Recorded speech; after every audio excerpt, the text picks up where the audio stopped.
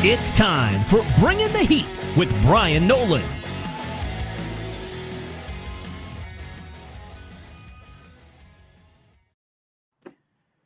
All righty, what is going on, ladies and gentlemen? It's another edition of Bringing the Heat with Bryan Nolen post Memorial Day weekend. It is, man, oh man, it is a fantastic week. We're going to be diving on into all the latest news and notes.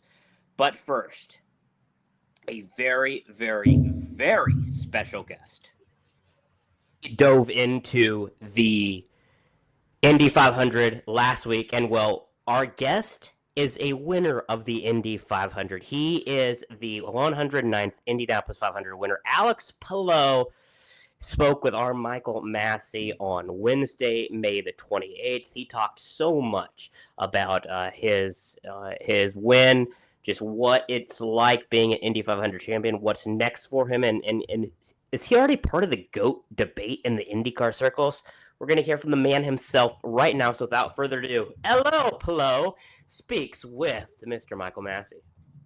Now it's time for... White flag is out for the driver from Barcelona, Spain. Alex Palou could be on for his first oval and his first Indy 500 as he comes off turn 2. Little slide out of 2. He moves to break the toe from Marcus Ericsson. Ericsson has it all now in his hands. It is now or never for Marcus Ericsson.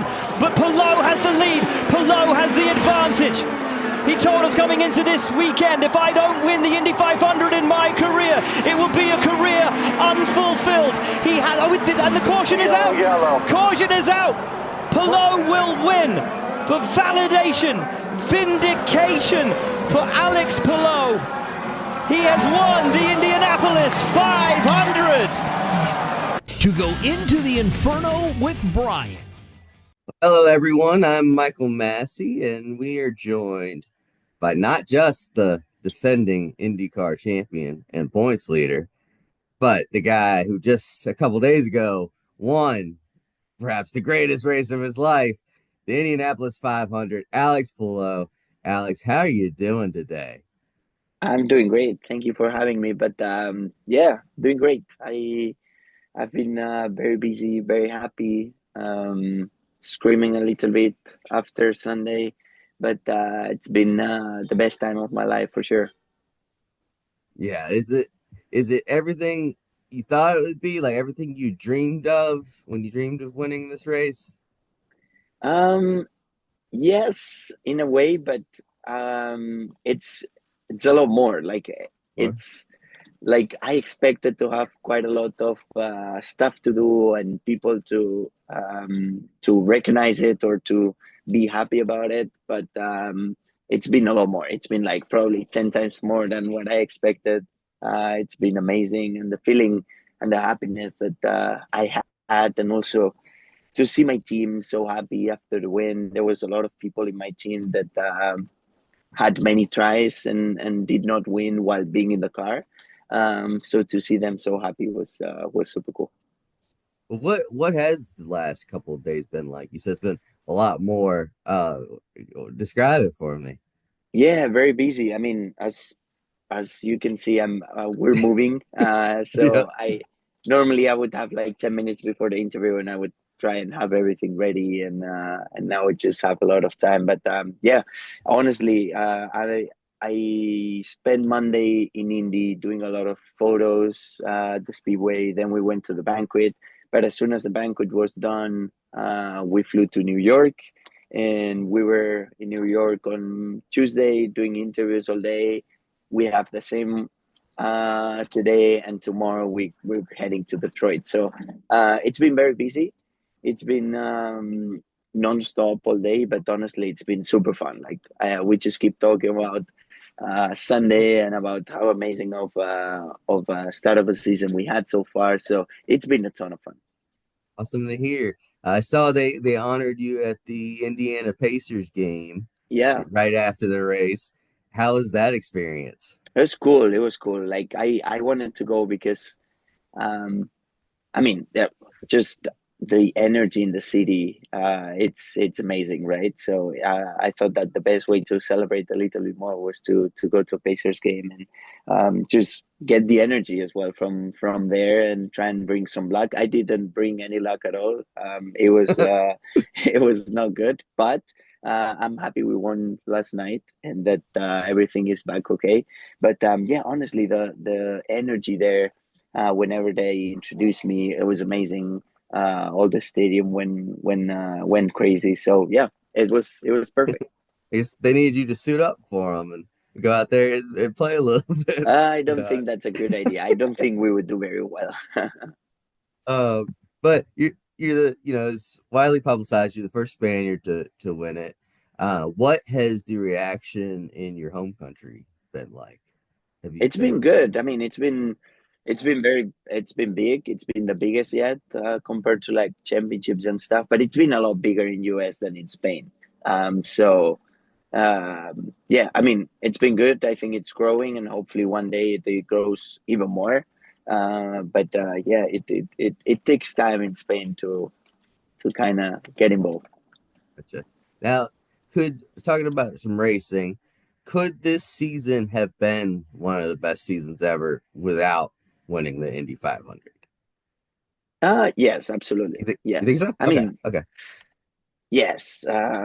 It's so tough to win the 500. Like, Yeah.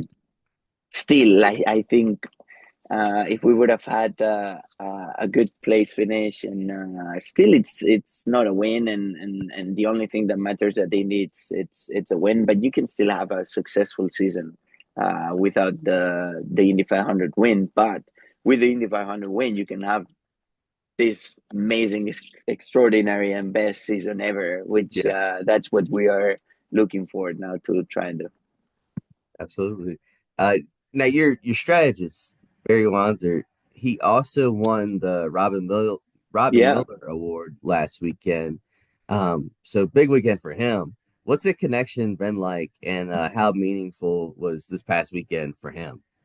oh, it's been amazing. I mean, he's that person that well, it's called strategist, but he does a little bit of everything. Like he just manages the team as well, but he manages the 10 car a lot. He's that person that kind of directs everybody what to do, the driver, the engineers, the mechanics. So he's like kind of like the director of that team. So for him to receive the Robert Miller Award was super fun. He had no idea. We did not tell him anything. We prepared a couple of videos for him, and I think also Lori, his wife, was there as a surprise. So it was a fun moment. That's fun. You guys got to surprise him like Yeah, that. So Sunday's race, it was the most watched Indy 500 in 17 years. It's pretty amazing. nice. What does Yeah. IndyCar need to do to sustain that momentum, especially if a certain guy there is running away with the championship? I think it's not that hard, man. Like the viewership has been amazing. I would say all year. Fox has been doing an amazing job, like since the beginning, like even before starting, with all the commercials everywhere in fuel Yeah, stations, Super Bowl, NASCAR races. Like it's everywhere. It shows the commitment that they have, and I think we just need to continue delivering a good product, and the viewership is gonna continue to go up, and grow.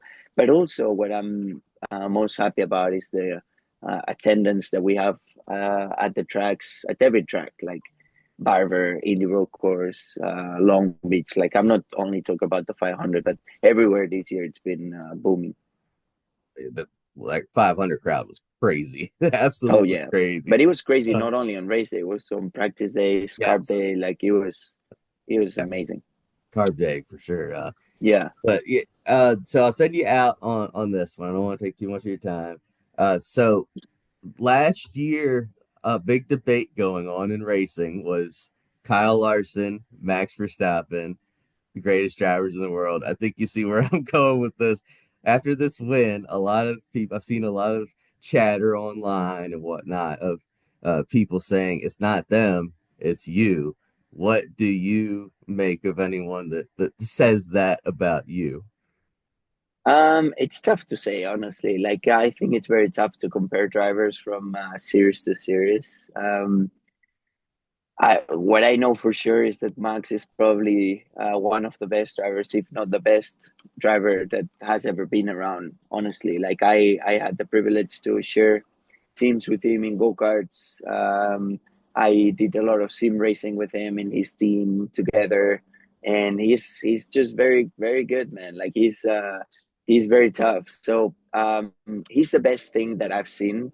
I think he would still be very, very, very tough to beat. But it's amazing that we're in that conversation, right? I think Kyle as well showed that he's able to come to IndyCar, do a great job, and he's what he does in NASCAR and all the third racing that he does. So he's a guy that can race in different series, and he can win at any of them. So it's good to be in that conversation, but I think it's like impossible to say that for sure one is better than the other. What I can tell you is that, in my opinion, Max is still right there, man. It's like he's always raising the bar. Like we can see now this year with a car that almost nobody can drive, he's still winning, and yeah, it's pretty impressive what he does. Yeah, he's not too bad. He's not too bad. He's not too bad, yeah. Well, thank you so much, Alex. I hope you have a wonderful time in New York there, and good luck racing this weekend in Detroit, getting back to the grind. Thank you so much. Once again, that was Mr. Michael Massie with Alex Palou. Big thanks to everybody at IndyCar, Alyssa with IndyCar for helping us with that. Obviously, it was a little bit different with the delay and everything, and then Palou wanted to go to the Pacer game, so we weren't supposed to do that in person, but we had to pivot and we had to transition. But hey, we got the interview done and we got to play it here on Bringing the Heat. So big thanks to Alyssa with IndyCar and everybody at IndyCar. They were the best. They were very, very awesome and helpful for us, even with Mr. Alex Gentz's unfortunate circumstance last week. Without further ado, let's dive on into our news and notes and dive on into the latest happenings in the world of racing. What's still hot? It's time to upgrade you on the latest news in NASCAR.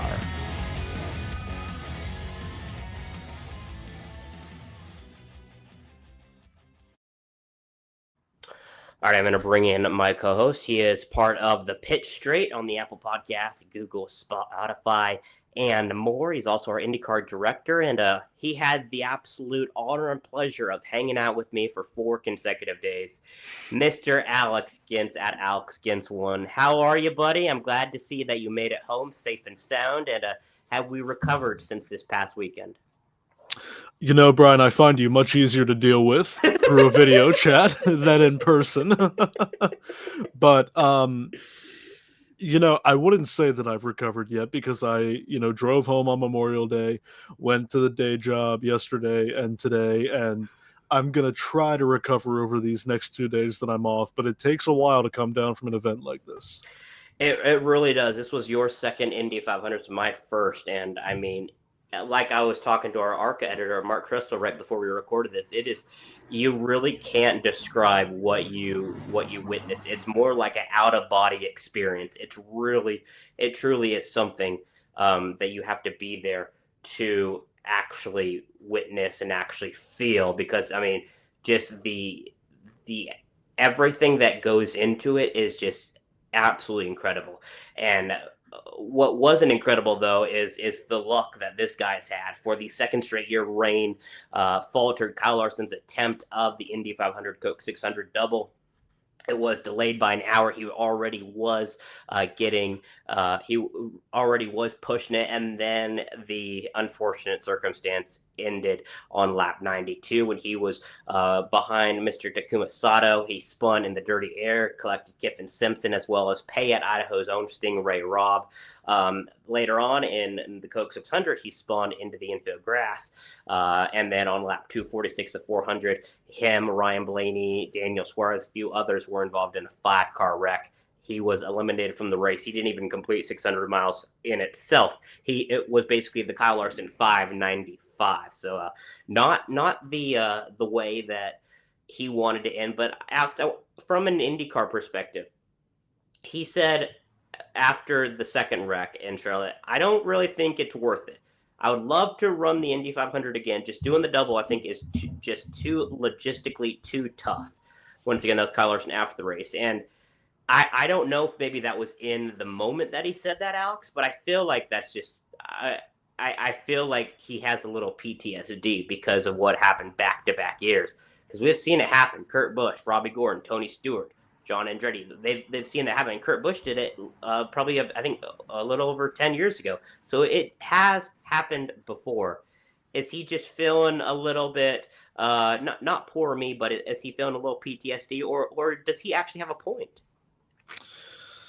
It's very difficult to tell how much of the way this situation has played out is a result of Kyle Larson's personal proclivities or a result of the frustration that the powers that be at NASCAR seem to be feeling whenever he does this. I don't think it helps that the Indy 500 rarely gets affected by rain, and now it has twice in a row. That's very unusual. That's a very NASCAR-esque 2-year streak. I don't buy it, frankly. I'm not Kyle Larson. I promise you guys, if I could drive in the Indy 500, I wouldn't be doing this kind of stuff. And, Tony Stewart did it multiple times, finished all 1,100 laps once. Robbie Gordon attempted it multiple times.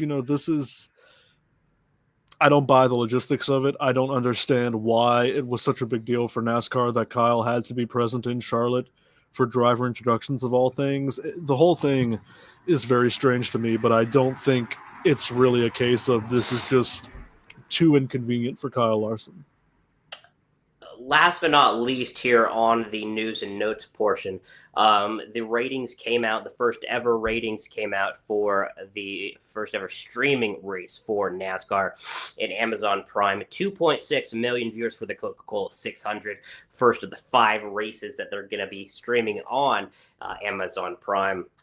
2.92 million for the peak average, 7 years younger than the average median age of viewers, 1.04 million average audience for NASCAR on Prime's post ratio. That's also really, really good. Alex, we talked about, the 4 of us watched the race after we got back to our hotel rooms in Indianapolis. And obviously we were exhausted, so we really didn't get to decompress and dive into what we were really seeing. But from the graphics to the side-by-side commercials, everything looked really, really good from the Prime debut. Your overall thoughts on Amazon Prime? On Amazon Prime as a service or as a broadcast for a NASCAR race? If we want to dive into it, listen, I love me some Prime. We got a Prime building like 30 minutes away, and we can order something 6 hours later. Boom, it's right here in my doorstep. So I personally, I'm a big fan of Amazon Prime. But the TV coverage from the world of NASCAR onto Prime. To the degree that I watched NASCAR, I was very surprised at the contrast I saw between the broadcast we were watching and what I'm used to expecting from NASCAR.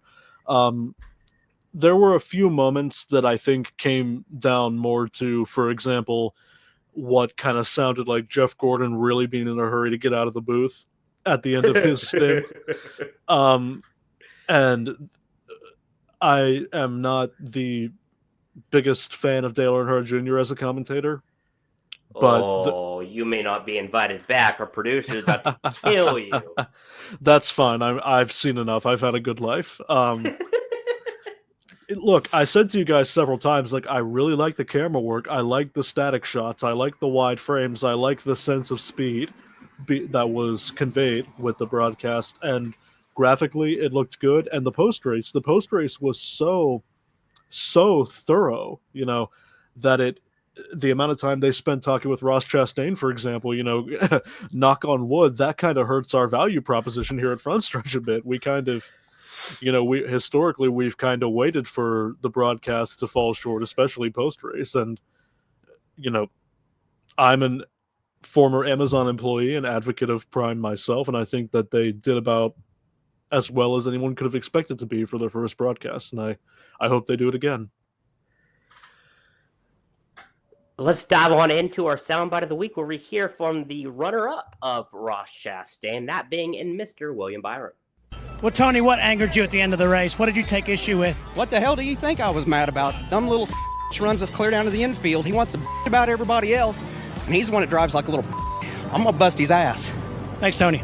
Thank you. And short track races. It's time for the sound bites of the week. Were you affected at all by the 22 in front of you, or was that just your car getting loose in 3 and 4? Yeah, for sure. I mean, he was doing the usual. What I didn't like is he just kept moving around in 3 and 4. I don't know what he was doing. So, yeah. But really, I think just was in traffic a lot that run. You know, the 45 was running hard and then lost a chunk there. And then when he got loose, and then, yeah, I think just it all kind of added up. Once again, that was William Byron. Alex, looking at, and by the way, I have to disagree with you, because shout out to Jared Haas with our Front Stretch YouTube channel. He's been balling out with the amount of views that we had, because we're into 6 figures with William Byron in that video alone. So once again, at Front Stretch on the YouTube's FS Open Wheel for all the Indy 500 and IndyCar related videos as well. But I mean, we were all watching Alex, looking at Ross Chastain. We knew that he was going to get there, and then it looked like Byron had a little bit more. But in the end, Chastain just saved enough, and and eventually he got it done. I mean, absolutely fantastic. And sure, they may not roll out of the truck well, but Chastain and his team, they just dial it in slowly but surely, and he got the job done for his first win of the season. Yeah, Michael Massie, our colleague, wrote a piece about Ross Chastain, not in the so distant past, kind of asking, where did the aggressive, semi-unhinged, all-powerful Ross Chastain that we saw in 2022 and 23 go? And watching the one car run the 24 down the way he did over that final stint at Charlotte, the conventional wisdom from the era of stock car racing that I remember said that gap was not going to close naturally. And I believe that William Byron was held up a bit by the 22. I don't think this was a Kansas 2020 situation where Byron was just powerless to do anything. And, what team needed this more than the one team? I completely agree. I mean, it's been a struggle for Team Trackhouse just in general. So really awesome to see Chastain, and you can tell how much it means to him. So really, really cool to see that. Let's head on into some final thoughts and wrap it up. It's going to be a drag race all the way back to the start-finish line. No caution. They're side by side, right to the line. Big crash. Here they come. Checkered flag. The checkered flag is out, and it's time for the final thoughts. Our final thought segment is in the air. Whatever you want to rant, rave, or anything in between. Mr. Alex Gentz, the floor is yours, my friend. Oh, my goodness. Okay. I will not lose any sleep if Kyle Larson does not return to the Indy 500. Oh. I was not, IndyCar fans and the people who are more narrowly focused on the Indy 500 specifically are a very traditional and I would almost say ritualistic bunch. There's a lot of history, a lot of tradition, a lot of emotional and sentimental and communal weight that speedway carries, that the rendition of Back Home in Indiana before the race carries, that all the pre-race ceremonies carry, that the milk in victory lane carries, etc., etc.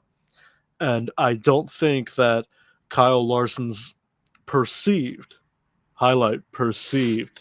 lack of enthusiasm and reverence for the venue and the event resonated very well with IndyCar fans. And the thumbs up to McLaughlin was in very poor taste. And I understand that this is an intense sport where men are putting their lives on the line and it's emotional, what have you. That is not the kind of thing that the crowd in Indianapolis is going to forget.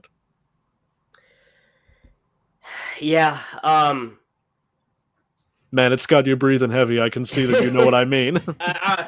I'm trying to lean into what I want to, or how I should say. I feel like Kyle Larson wasn't what Kyle Larson was when he did it the first year. The first year, I feel like he was loose, he was relaxed, he was feeling good. I mean, he qualified 5th. He was in the Fast 6. He was having fun. Sure, he sped on pit road, but he finished all of the 500 laps. Obviously, the rain came in Charlotte, and it ended his day. Okay. This time around, it did not feel like Kyle Larson was the same, and it all kind of boiled down to when he called. And once again, my producer Trey, I'm sorry, but he said, and I listened to this clip about 15 times, and I can 100% say this was Kyle Larson that called Scott McLaughlin a idiot for crashing before the pace line. Now, obviously, do you think that Scotty Mac doesn't think that when he did it? Of course he does. But why in the world would you even say that? Sure, I know you're frustrated. Sure, I know you're mad. Sure, I know you're stressed beyond belief. But, I mean, this is one of the most popular guys in the garage area. All you're doing is making yourself look like an asshole. And that's not cool. So, I mean, there's probably a lot of IndyCar drivers and a lot of IndyCar fans that are going to be like, we don't want you back. And hopefully that does not diminish others from wanting to do the double. I don't think Kyle Busch is going to do it. I'm sorry. But I'm definitely thinking there's a Team Trackhouse driver that is just turned 18 years old. That down the road, we could be seeing a Red Bull powered car, whether it's for Andretti, whether it's for Era, whether it's for Ganassi, named Connor Zilla to attempt the double 600 miles in Charlotte before that 500 miles in Indy. But I do not think Kyle Larson is going to be running the Indy 500 again. And I don't really think IndyCar fans want to see him run it again because just of the piss poor attitude that he had at the start of the day and then all throughout the day leading to the Coke 600. You know, those of us that have I've spoken to Kyle in person, and I understand that he is not, let's say a negative or nasty guy. And I do think there is some credence to, the notion that this was a stressful situation. I don't like the vicious defense of, well, he was stressed out about his schedule and having to get out of the car, and there was a rain delay, et cetera, et cetera. It's not sufficient, but there's a kernel of truth in that. It's like we talk about as journalists sometimes. There are drivers that have bad days and they get out of the car and you cannot even get them to make eye contact with you, and that's their prerogative. There are drivers that have great days and still don't really want to be spoken to, and that's their prerogative. But on top of all that, there are drivers that have bad days, horrible days, and still get out of the car and smile and treat you like a person, let's say. I do not think there was a worse scenario to offer a thumbs up. Now, look, maybe there's this microscopic chance that Kyle was expecting Scott to see him and return the thumbs up like, hey, I'm okay. I don't. He's wrecked though. He's literally wrecked. I mean physically okay, Brian. Oh yeah. Sorry, I thought you meant like, oh, he's okay. Oh. No. But I do not think that's the case. I got you. Yeah. You know who is okay though, and it is because he's not with me anymore. That is Mr. Alex Gentz. Alex, we have so much fantastic content on frontstretch.com, and I'm just gonna say, are you ready to adopt me as part of your IndyCar family? If the paperwork is done correctly. Oh, God. And you know how good I am at spelling and writing in general. Shout out Kevin Rutherford. Oh, God, it's going to be a long year and a half then. It's Rutherford. Tomato, right? Thomas Bowles.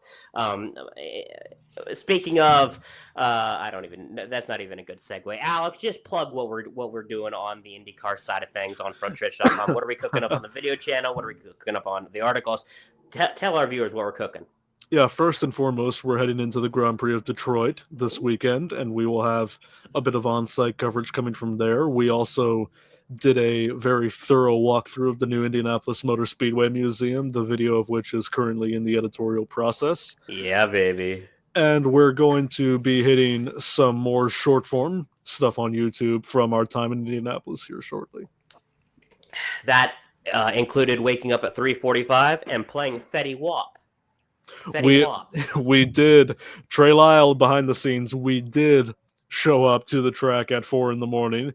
in the Chevy Equinox, playing again by Fetty Wap at full volume, and it was awesome. But once again, Alex, big thanks to everybody at Indy. I know there's a lot of things that did not go right, but in the end, a lot of things went absolutely incredible. So, and it all starts with the director of IndyCar, and that being you. So, at Alex Gentz 1, Alex, it's always a pleasure seeing your beautiful face. Thank you so much, and maybe we'll have to cross promote. Maybe I'll have to go on the pit straight and join you and our fellow IndyCar friend Wyatt Watson.